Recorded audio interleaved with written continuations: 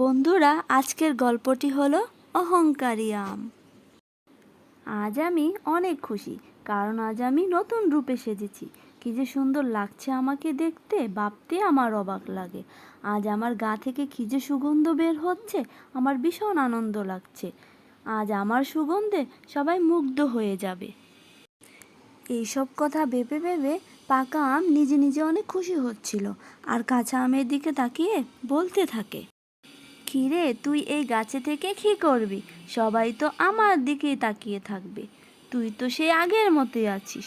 তোর গায়ের রং ও গাছের পাতার রং একই, তাই তোকে কেউ দেখতেই পাবে না। তুমি এভাবে বলছো কেন?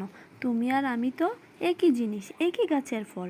তুমি হয়তো আগে পেকেছ, আর কিছুদিন পর আমিও পেকে যাব। তখন তোমার মতো দেখতে আমিও হব। এত গর্ব করছো কেন? নিজের রূপ নিয়ে এত অহংকার ভালো না। এই থামো থামো, এত উপদেশ দিতে হবে না। তোমার ভাষণ শোনার মতো সময় আমার নেই। আমার রূপ দেখে তোমার সহ্য হচ্ছে না, তোমার হিংসে হচ্ছে আমার রূপ দেখে, তাই না? তুমি এভাবে বলছো কেন?